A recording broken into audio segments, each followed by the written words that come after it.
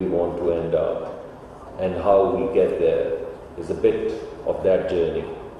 That if we do these kinds of reforms in education and these kinds of reforms in liberties and freedoms and women's rights and minority rights, then we would build this up to get to a country that we would like to see in 2047. That's a good way of looking at it. But there's another way of looking at Pakistan, and that is to imagine a Pakistan in 2447. It is almost akin to taking a position in the history of future, imagining the future, and in that future imagining an ideal country, which has all the components that were spoken about, and then some more. And then ask ourselves a different question. Not what we can do, but what would it take? And I promise you, if you ask these two questions, you would get starkly different answers. When you say, what can I do? It's almost like being constrained by your resources, by your human capital, by your geography. It's like being in prison, being chained, and asking yourself that, given that I have a weak arm, and I've been trashed, and I'm chained, where can I go? Where can I put my next step? And that's a reasonable way of looking at Pakistan and building it up from ground up. But you can also say, what would it take? What would it take to build a country? Some aspects of which have been described, and some aspects of which I leave to your imagination.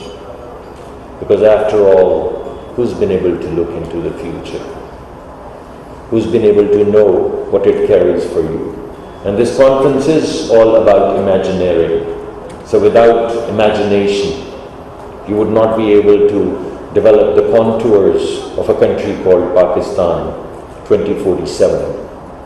And at best we'd be able to say we'd have better education, we'd have better rights, we'd have better this, we'll have better that, perhaps better freedoms, and then continue to build up on it. When I would be amiss after the Air Marshal mentioning Star Trek, because that's my favorite story, not to share it since you mentioned. I was fascinated when I was growing up with this program called Star Trek, the first one. Spock and Captain Kirk and all of those characters. It predates most of you. But I remember that we used to go there and we'd be fascinated. Space, the ultimate frontier. And God knows where no man would dare to go, or things like that. And while we were still watching Star Trek second season or third season, all of those things that were in Star Trek, they became reality. That's the power of Imagineering, or the power of imagination. That is the power of future walking backwards rather than the present walking forwards. And that little transponder, while Star Trek was still on, became the first generation of cell phones. And it's impossible for me to tell my kids or convince them that there was a time when there were no cell phones. Try telling it to your kids, especially if they're 17, 18-year-olds, and mine are 20, 21, and 16-year-olds. It's impossible. I mean, I tell them and they don't believe me that there was a world in which there were no cell phones. And I remember people not having phones. I remember, aunties from the neighborhood coming to one's house because you had a phone. And people would call and say, "Ki ji, aapki call aa rahi hai, thodi der mein phone karenge, neighborhood se bula de." This auntie would come stumbling for that phone, ki mera phone aa raha hai. And it was fantastic. And you see how fast the world has changed. It was just the power of imagination. And I remember as a kid asking myself, how could there be a phone if there's no wire? What would happen? There's no wire, so how does it go? And where would it go? And then it went all over. Now when I walk into the room, my nephew, my children, they're playing very crazy, very violent games with kids in Denmark. How do you even connect? I didn't even know where Denmark was. And how did you connect with these kids in Denmark? And what are you guys talking about with these little headphones and, yeah, kill him, kill him. How did all this, he's behind you. How did all this happen? It's all power of imagination. And that's what we need to celebrate the most. And if you remember that little food generator, where they would go and press a button and coffee would come out, that became microwave. And space, the ultimate frontier. Now for $1 million you can take space tours, actual commercial space tours. I mean, there are people who fund campaigns by more than $1 million. So people in Pakistan, many people in Pakistan, can now take commercial and visits to space for fun, for vacation, for the heck of it, just for going up in the air. So much for the frontiers. So all of these frontiers crumble in the wake of imagination.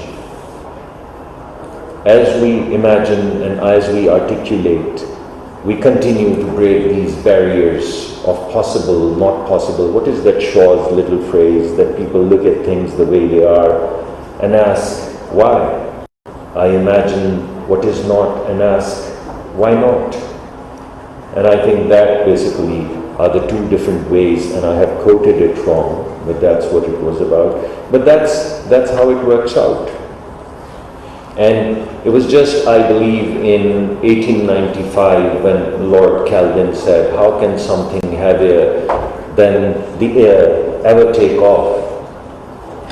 This is for the Air Marshal who was just telling you what he's been able to do and people who've gone into the space.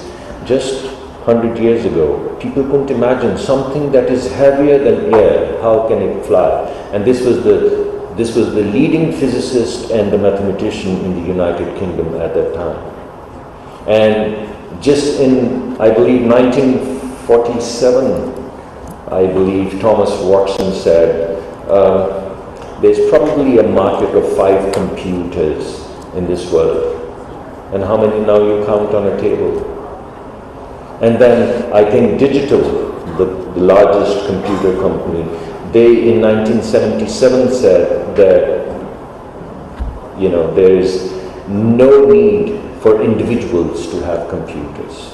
No need for individuals to have computers. I can't even take notes. I carry this little thing. I was sitting there fumbling, dropping pen and then coffee and then water bottles because I was trying to take down notes for this conference.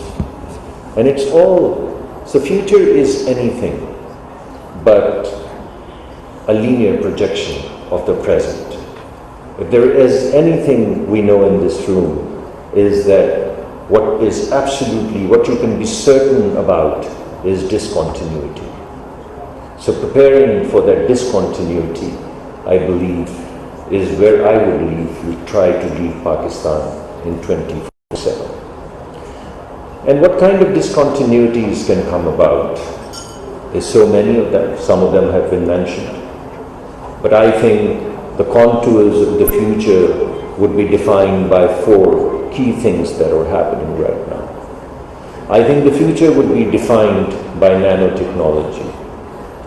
I think this whole journey of building atom up to material, and a material which has zero waste, and a material which has, which miniaturizes everything, that I think is going to be a fantastic future.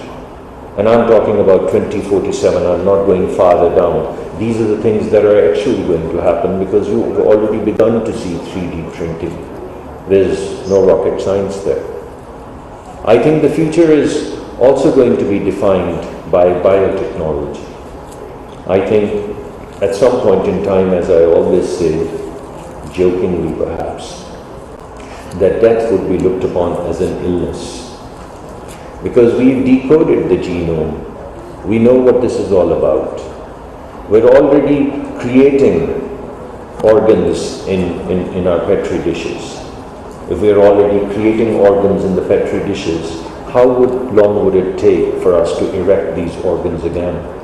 We're already taking undifferentiated cells and we are programming them to become the liver and the heart and this and that. We haven't gotten into the complexity of brain, but all of these things are happening.